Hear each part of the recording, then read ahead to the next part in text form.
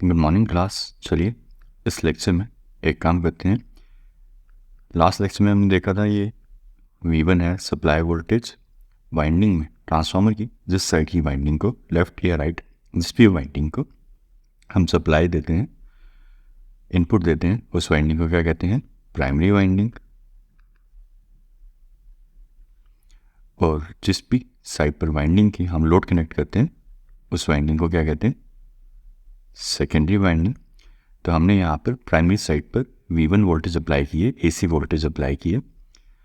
कितने voltage apply किए? It could be anything, 220, 240, 300, 330, 400, कोई भी वैल्यू हो सकती, मैटर नहीं करता। तो हमने अपने ट्रांसफार्मर को प्राइमरी साइड पे कुछ भी वोल्टेज अप्लाई कर दिए। हम 200, 240 उसकी तरफ नहीं सोचेंगे, हम कहेंगे हमने हमारे प्राइमरी साइड पे कितने वोल्टेज अप्लाई कर दिए? V1 with the frequency of 50 hertz. तो हम यहाँ पे 50 हर्ट्स या 60 हर्ट्स नहीं लिखेंगे, हम लिखेंगे हमने फ्रीक्वेंसी दी है F, ना कि 50 हर्ट्स या 60 हर्ट्स। ठीक है, ये तो आ गई बात हमारे V1 की कि V1 है क्या? सप्लाई है, इनपुट सप्लाई हमने दिया। जैसे हम हमारे लैपटॉप को देते हैं चार्जर के थ्रू, उसी तरह से हमने हमारे ट्रांसफार्मर की 2 तारें ली और उसे सप्लाई में कनेक्ट कर दिया और हमारे ट्रांसफार्मर को सप्लाई, इनपुट सप्लाई मिल गया। तो ये तो बात आ गई V1 की। अब बात आती है ये E1 और E2, इनका क्या सीन है? इनकी भी कोई वैल्यू होगी? तो एक काम करते हैं, चलिए E1 और E2 के लिए मैथमेटिकल एक्सप्रेशन देखते हैं और उस मैथमेटिकल एक्सप्रेशन में N1 और N2 टर्न्स का रिस्पेक्टिवली क्या काम है वो भी देखते हैं। तो चलिए E1 और E2 का मैथमेटिकल एक्सप्रेशन कैलकुलेट करते हैं इस लेक्चर में। देखिए, हमने कल बात की थी कि जो हमारा फ्लक्स है वो साइनोसाइडल है और हमारे ट्रांसफार्मर की नो लोड करंट को, मैग्नेटाइजिंग करंट को प्रॉपरली और एक्जैक्टली फॉलो कर रहा है। तो हमारे फ्लक्स की हम इक्वेशन इस तरह से लिख सकते हैं साइनोसाइडल वे में, 5x multiply by sine omega T. ये आ गया हमारे म्यूचुअल फ्लक्स की equation, 5x multiply by sine omega T.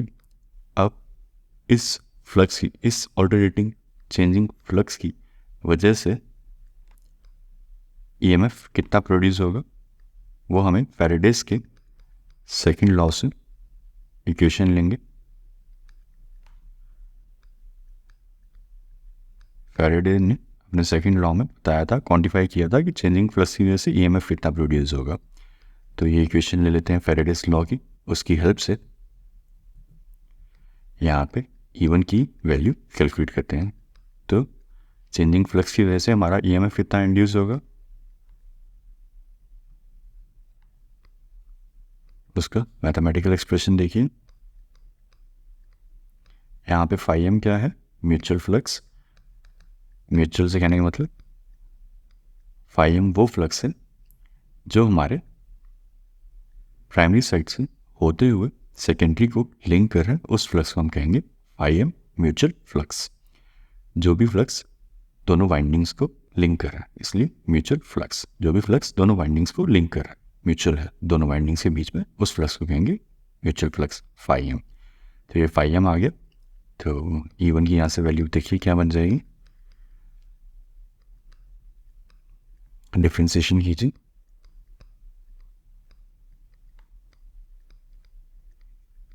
ये आ गया आपके E1 की वैल्यू। अब इस E1 की वैल्यू को मैं particularly for a reason change करूँगा। हमारा यहाँ पे जो फाई एम की वैल्यू है वो साइन में है, तो हम एक काम करेंगे, जो हमारा इंड्यूस E.M.F की वैल्यू आई है वो भी साइन में रखेंगे ताकि हमें फेजर्स बनाने में थोड़ी आसानी हो। तो नेक्स्ट लेक्चर में फेजर्स ड्रॉ करेंगे E1 E2 की, V1 की, फाई एम की। तो उसके लिए फेजर्स ड्रॉ करने में ईज रहे तो इसलिए हम common platform, common base, common reference रखेंगे, फाई एम का भी, E1 का भी, और वो कॉमन प्लेटफॉर्म रहेगा हमारा साइन। तो हमारा यहाँ पे E1 कॉस में कैलकुलेट हुआ, तो चलिए इसे कन्वर्ट करते हैं साइन में।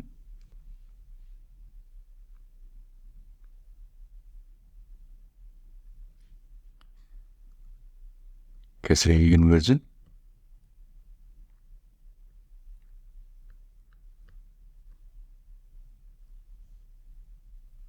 कॉस ओमेगा टी की जगह हम क्या लिख सकते हैं, कॉस ओमेगा टी को साइन की टर्म्स में ये लिख देंगे। अब एक माइनस का साइन जो बाहर है उसे एक काम कीजिए, अंदर कर लीजिए साइन की इक्वेशन में, तो ये हमारा बन जाएगा, तो ये आ जाएगा हमारा E1 का expression in terms of sine. Cos में कैलकुलेट किया था बट हम in terms of sine calculate करेंगे ताकि फेजेस ड्रॉ करने के लिए हमारे पास कॉमन रेफरेंस हो साइनोसाइडल वेव्स का, ताकि हम फाई एम और E1 V1 का आराम से फेजर ड्रॉ कर सकें। यहाँ पे देखिए E1 का एक्सप्रेशन हम क्या लिख सकते हैं,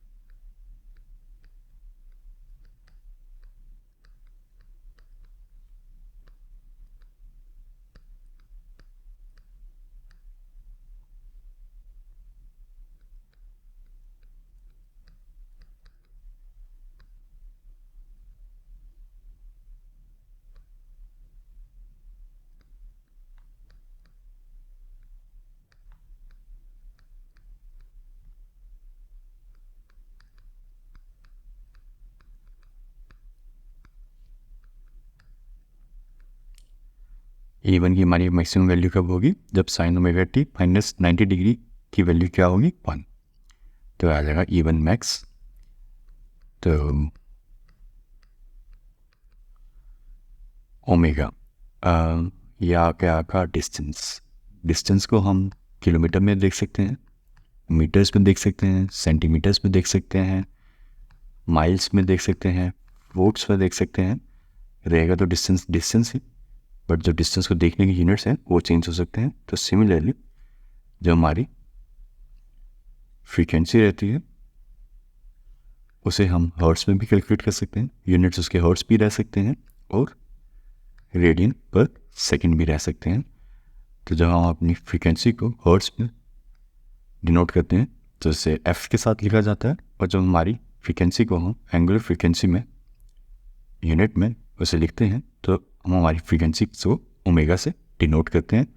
तो यहाँ पे ये जो ओमेगा है ये हमारी फ्रीक्वेंसी शो कर रहा है इन रेडियंस पर सेकंड, तो उसे कन्वर्ट कीजिए हर्ट्स में, तो क्या लिखेंगे, omega is equal to 2πf। ये आ गया हमारा यूनिट कन्वर्जन, एंगुलर फ्रीक्वेंसी को हमने हर्ट्स में कन्वर्ट कर दिया, तो क्या लिखेंगे ओमेगा की जगह, omega equal to 2πf।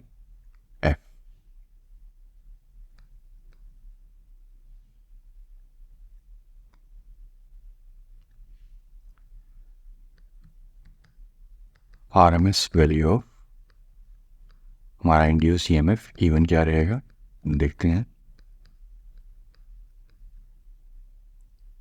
E1 RMS will be equal to maximum value divided by √2, तो E1 RMS की वैल्यू आ जाएगी 2πf n phi max divided by √2।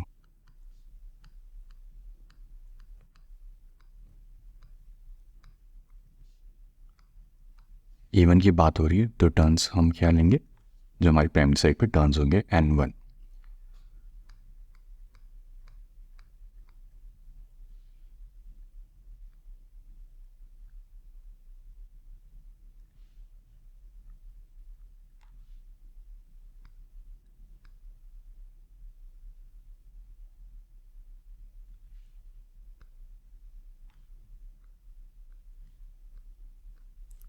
N से जनरलाइज करने की ज़रूरत नहीं है। E1 की बात करें तो टर्म्स भी हम प्राइमरी साइड की लेंगे, प्राइमरी साइड की EMF E1 की बात हो रही है तो टर्न्स भी हमारे प्राइमरी साइड के रहेंगे N1। तो आपका E1 की RMS वैल्यू आ जाएगी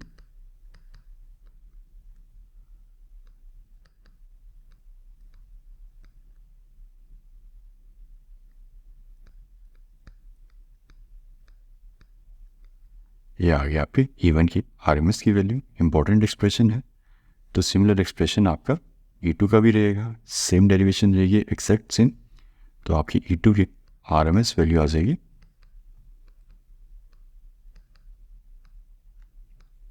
ट्रांसफार्मर है, बात की थी हमने लेक्चर में कि यहाँ पर जो पावर सप्लाई होती है, जो पावर ट्रांसफ़र होती है from primary side to secondary side, उस पावर ट्रांसफार्मर जो सप्लाई की इनपुट फ्रीक्वेंसी थी उसकी वैल्यू चेंज नहीं होती। तो दोनों के केस में F और F रहेगा, और जो लिंकिंग फ्लक्स है दोनों वाइंडिंग्स को, प्राइमरी और सेकेंडरी, दैट इज़ 5x, वो भी सेम रहेगा।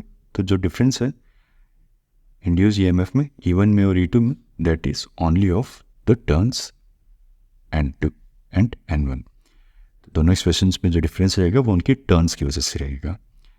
तो यहाँ पे चलिए, कल हमने बात की थी, हम देखेंगे E1 और E2 में कोई रिलेशन है कि नहीं है। तो वो रिलेशन बन जाएगा आपका, इन दोनों एक्सप्रेशंस को डिवाइड करेंगे। अब मैं हर बार RMS वैल्यू नहीं लिखूँगा, E1 RMS E2 RMS, it's just implicit from now on. हम जब भी E1 की बात करेंगे RMS वैल्यू की बात करेंगे, और वो आपका एक्सप्रेशन बन जाएगा N1/N2। और हमने कहा था E1 is approximately quite close to equal to V1, क्योंकि जो ड्रॉप होता है वो बड़ा ही निग्लिजिबल होता है वाइंडिंग में। तो ये expression also holds true for the V1 divided by V2। V1 क्या है? इनपुट सप्लाई वोल्टेज की वैल्यू, और V2 क्या है? जो हमें हमारे लोड पे वोल्टेज मिलेगी। टर्न्स पे जो वोल्टेज बनेगी दैट विल बी डिफरेंट, और जो हमें लोड साइड पे मिलेगी that voltage will be different. कितनी डिफरेंट होगी? यहाँ पे E2 में से थोड़ा सा जो वोल्टेज ड्रॉप बनेगा वो माइनस हो जाएगा। तो जो लोड पे हमें वोल्टेज मिलेगी इस साइड पे, टर्मिनल्स पे, एंड पे, that voltage will be slightly lesser than E2, and similarly E1 will also be a little less than V1 यहाँ पे, क्योंकि जो वोल्टेज ड्रॉप बनेगा in winding resistance and reactance, उसे सब्ट्रैक्ट करके जो वैल्यू आएगी वो वैल्यू होगी E1 की। वाइंडिंग रेजिस्टेंस और रिएक्टेंस को जब हम इनपुट सप्लाई से सब्ट्रैक्ट करेंगे that value will be E1। But ये जो ड्रॉप है ये वैल्यू काफ़ी कम होती है, तो हम कंसिडर करते हैं कि V1 E1 सेम है। सिमिलरली ये जो ड्रॉप की वैल्यू है ये काफ़ी कम होती है। देन अगेन हम कंसिडर करते हैं E2 और V2 की वैल्यू सेम है। तो नीचे जो हमने एक्सप्रेशन डिड्यूस किया है, हम कह सकते हैं E1 E2 V1 V2, ये चारों वैल्यूज़ अलग हैं। मैं ऊपर डायग्राम में इसलिए यहाँ पे गया था कि आपको बता सकूँ E1 E2 एक अलग वैल्यू है और V1 V2 अलग वैल्यू है। तो बट स्टिल काफ़ी हद तक सेम ही होती हैं। आपको एक्सप्लेन कर दिया कैसे ड्रॉप वायर का रेजिस्टेंस और रिएक्टेंस में बड़ा ही कम होता है, तो इसलिए कहते हैं हम E1 की वैल्यू V1 के बराबर है और E2 की वैल्यू V2 के बराबर है, क्योंकि वायर का जो ड्रॉप होता है बहुत कम होता है। तो E1 divided by E2 is equal to N1 divided by N2, and also we can say this expression is equal to V1 divided by V2.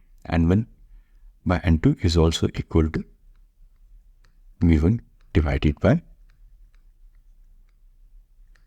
V2। चलिए ये रिजल्ट हम थोड़ा सा फ्यूचर लेक्चर्स में यूज़ करेंगे, आगे देखेंगे काम आएगा ये एक्सप्रेशन हमारे। तो ये आ गया हमारा E1 E2 का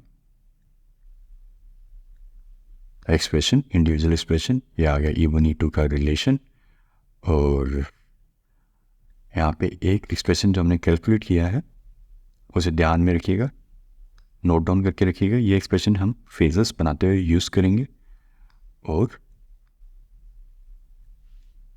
ये एक्सप्रेशन हम फेजर्स बनाते हुए नेक्स्ट लेक्चर में यूज़ करेंगे। ये दो एक्सप्रेशंस, जिनको भी आप हाईलाइट करके रख लीजिए।